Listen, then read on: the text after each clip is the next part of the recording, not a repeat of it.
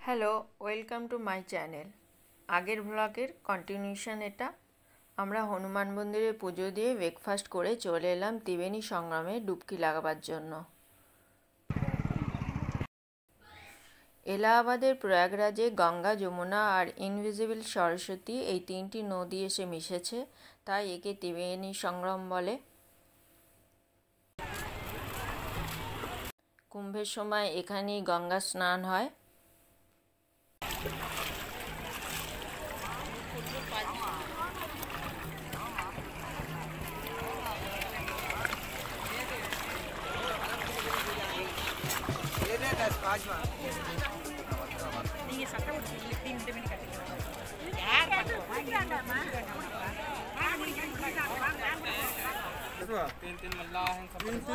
আমরা একটা নৌকা বুক করে যেখানে সঙ্গমে স্নান হয় সেখানে যাচ্ছি।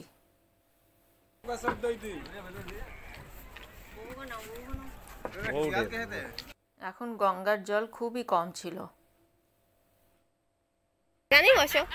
छाव में बैठो। हाँ गारो আছে নিচেটা।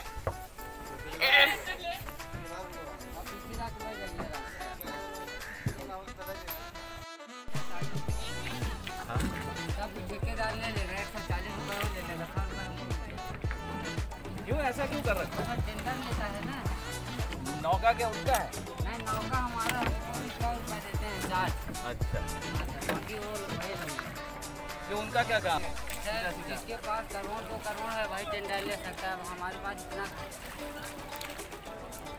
उनकी बाबा को बताना चाहिए। गलत नहीं है, उनके नीचे वाले गलत है तो उनकी क्या गलती है? कलर चेंज हो रहा है।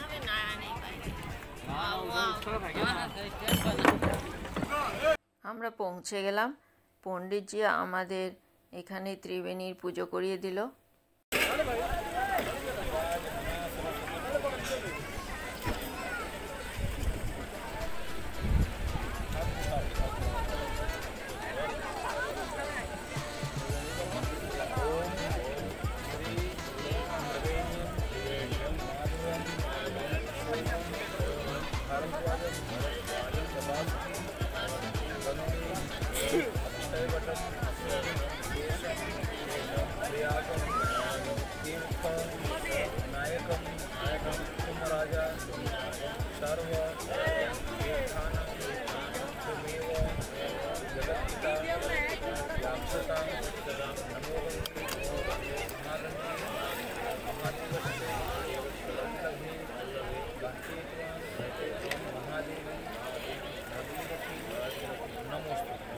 आपका नाम दादा?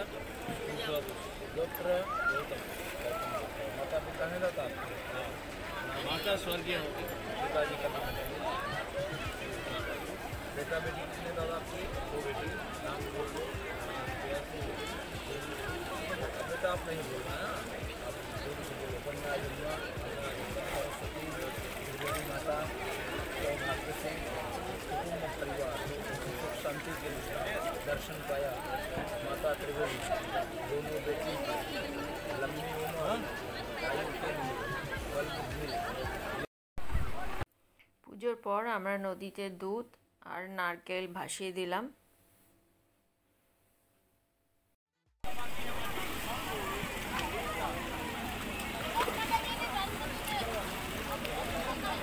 Hadi ben sıra çeşme. Teşekkür ederim.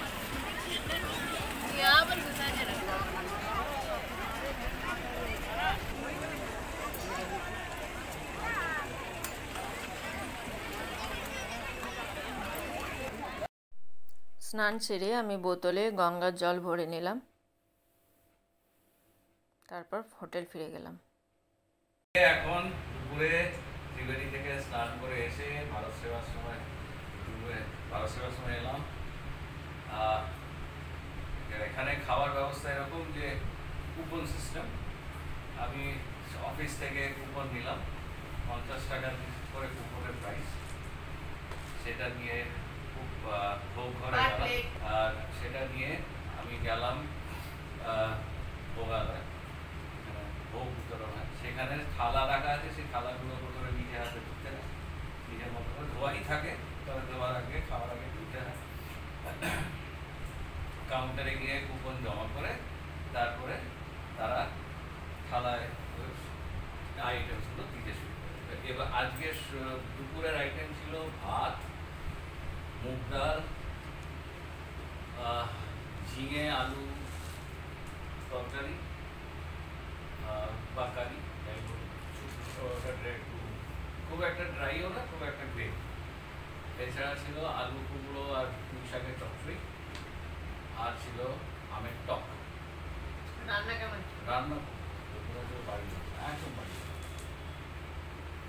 আর যত পারো আমি দুবার দিলাম।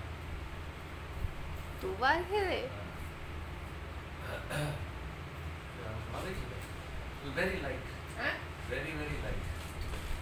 আর খাওয়ার সময় হচ্ছে 12:30 থেকে 3টে। আর যারা সন্ধ্যেবেলায় খেতে চান তাদেরকে এই দুপুরের খাওয়ার সময় এই সময় দিয়ে অর্ডার দিয়ে দিতে হয়। দুপুরের টাইম হলো সন্ধ্যেবেলার টাইম হলো 8টা থেকে 9টা। তো যারা খেতে চায় দুপুরবেলা এসে রাত ঘুরে টুরে এসে সন্ধ্যেবেলাতে, তারা এখন কুপন বুক করবে। তো তার কারণ হলো রাত্রিরের রান্না সেই মতন হয়।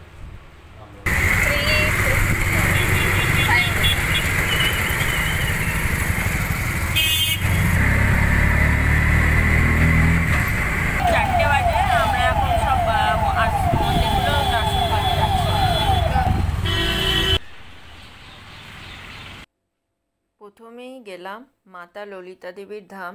এই মন্দিরটি খুবই প্রসিদ্ধ। এখানে মাতা সতীর ডান হাতে 3টি আঙুল পড়েছিল। বলা হয় এই সতীপীঠে যা চাওয়া হয় মা তাই পূরণ করেন।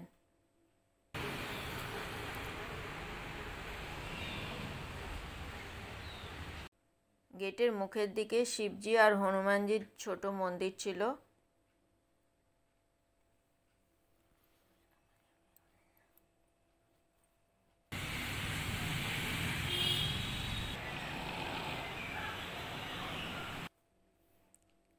এখানে দর্শন করে আমরা চলে গেলাম নবগ্রহ মন্দিরে।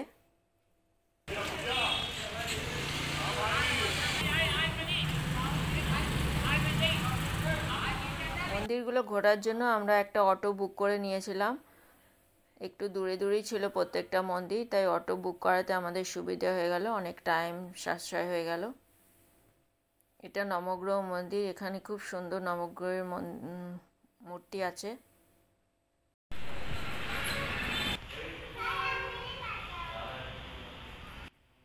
এখানে 400 বছরের পুরনো মাতার মন্দির, বহু প্রাচীন মন্দির।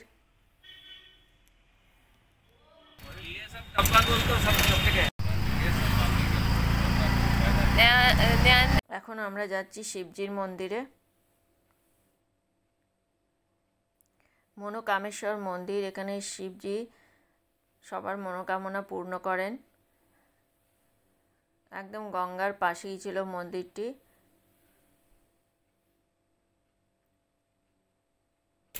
এটা ফোর্ট ছিল এক সময়। এখানে কত জল! ওই যে ফোর্টেরই এক্সটেনশন।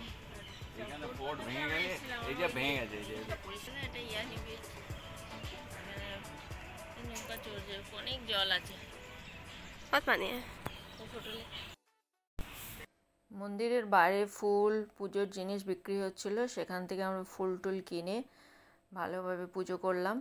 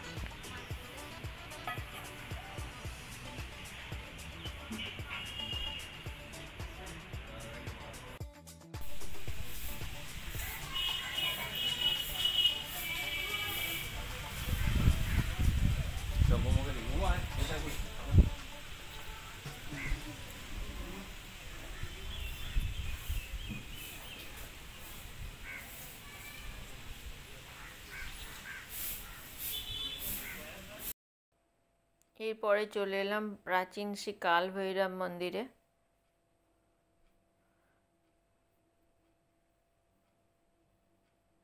এখানেও খুব সুন্দর দর্শন হয়ে গেল, ফাঁকাই ছিল। মন্দিরে আমরা পুজো দিয়ে দিলাম।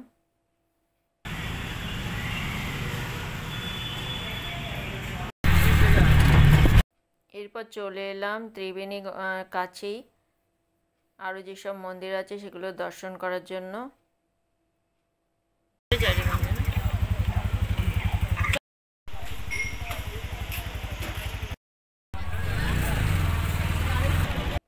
মন্দির দর্শন করে আমরা চলে এলাম আরতি দেখব বলে। গঙ্গা আরতির সময় ছিল 5:30, আমরা এই সময় পৌঁছে গেলাম।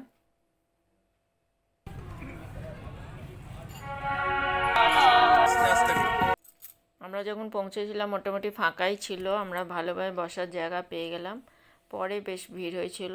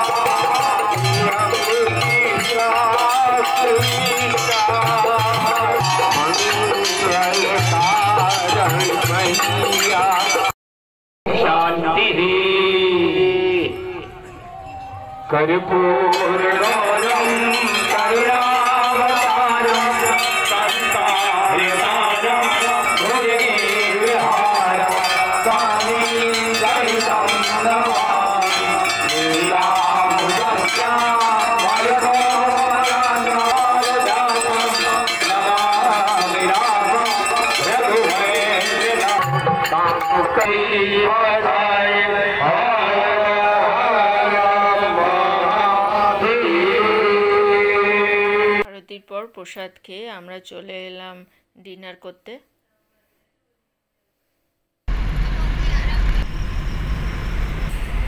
এখন বাজে 4:30। আমরা প্রয়াগরাজ থেকে বেরিয়ে যাচ্ছি, ভায়া কানপুর হয়ে দিল্লি পৌঁছবো। জন বলে নিয়ার অ্যাবাউট 4 o'clock। পেছনে বৌমা বসে আছে। এখন বাজে 5:30। আমরা NH-19 টোল রোডের উপর দিয়ে যাচ্ছি।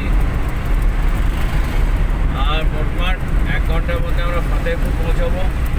আর যদি সব ঠিক থাকে তাহলে আর 2.5 ঘন্টার মধ্যে কানপুর।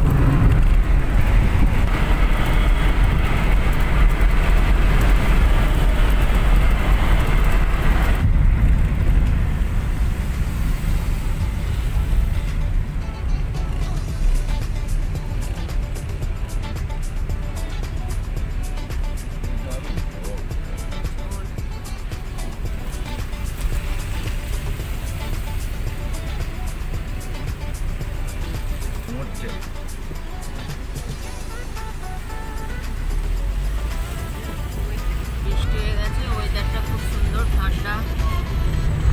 কানপুর দেখাচ্ছে এখনো 121 কিলোমিটার। 190। দিল্লি এক্সপ্রেস হাইওয়ে হচ্ছে, যমুনা এক্সপ্রেস হাইওয়ে। হ্যাঁ 200 কিলোমিটার। এখন বাজে 12টা 12:50। নয়ডা পর্যন্ত পৌঁছতে ঘন্টা 1.25 ঘন্টা মতন লাগবে, যদি না মাঝে হল্ট নিই। আর যদি হল্ট নিই তো পাক্কা 2 ঘন্টা লাগবে। 12:50 1টা বাজে, তো 3 ঘন্টা নিলেও 3টে, না 4টে। লেট খুব দেরি হলেও 4টের মধ্যে দিল্লি পার্টিতে ঢুকে যাবে। আগ্রাজ আউটার রিং রোড, এই রাস্তাটা দিল্লি আগ্রা যমুনা এক্সপ্রেসকে কানেক্ট করে লখনৌ আগ্রা এক্সপ্রেসওয়ের সাথে। ওই যে এই 1 কিলোমিটার পরে টোল প্লাজা। পথে আমরা লাঞ্চ সেরে বাড়ির দিকে রওনা দিলাম। আজকের ব্লগটা এখানেই শেষ করলাম। Thanks for watching. সাথে থাকবেন, খুব খুব ভালো থাকবেন, হ্যাপি থাকবেন। আর ব্লগটা যদি ভালো লাগে তাহলে লাইক, শেয়ার আর সাবস্ক্রাইব করবেন। আজকের মতো টাটা, বাই।